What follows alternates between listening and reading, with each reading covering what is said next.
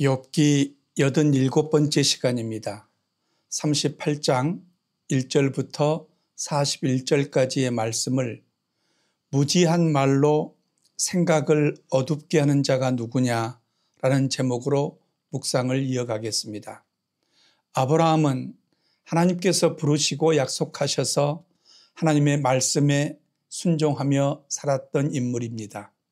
그러나 동시대에 욥은 하나님의 부르심이나 약속이 기록되어 있지 않는데도 하나님을 경외하며 악에서 떠난 삶을 살았다고 성경은 말하고 있습니다.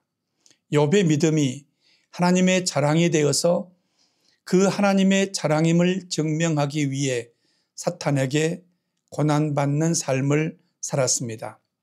욥은 자신의 의를 주장하며 친구들과 변론하는 가운데 고난의 의미를 온전히 이해하지 못한 채 하나님께 질문을 던졌습니다. 그런 변론 후에 하나님께서는 욥에게 나타나셨습니다.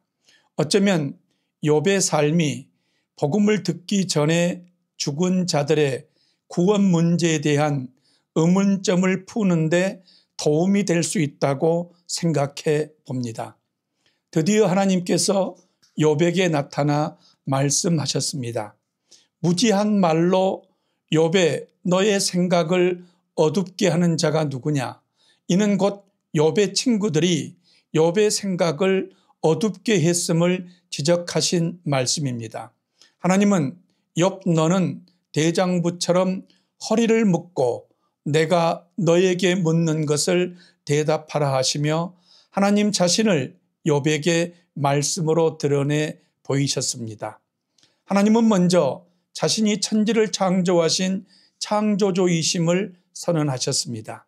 하나님께서 땅에 기초를 넣으시고 만물을 창조하시며 그 질서를 정하시자 새벽 별들이 함께 노래하였고 모든 천사가 기쁨으로 창조주 하나님을 찬양하였다고 말씀합니다. 창조에는 하나님의 창조 질서가 있습니다. 하나님은 땅과 바다의 경계, 어둠과 빛의 경계를 정하셨습니다. 하나님께서 바닷물이 땅속 모태에서 터져 나올 때에 바다가 넘지 못하게 금을 그어놓고 바다를 가두고 문빗장을 걸었다고 하십니다. 여기까지는 와도 된다. 그러나 더 넘어서지는 말아라 하고 바다에게 명하셨습니다. 질서의 하나님께서 사탄에게 욥의 생명을 건드리지 못하게 하시고 질병만 허락하시는 한계를 정하셨습니다.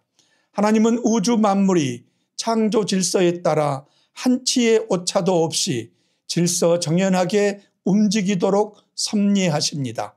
하나님 외에 다른 어떤 존재도 우주 만물을 운행시킬 수 있는 능력은 없습니다.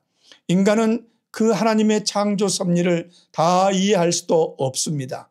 인간은 바다의 샘에 들어가 보지도 못했고 물 밑으로 걸어 다녀 보지도 못했으며 사망의 문도 보지 못했고 땅의 넓이를 측량할 수도 없고 광명으로 가는 길도 흑암으로 가는 길도 모른다고 하나님은 말씀하십니다.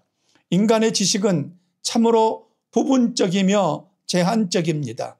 하나님께서 환난 때와 전쟁의 날을 위하여 남겨두신 눈 곳간에 들어가 보지 못했고 우박 창고를 보지도 못했으며 광명과 우레와 번개, 홍수의 길도 알지 못한다고 말씀하십니다.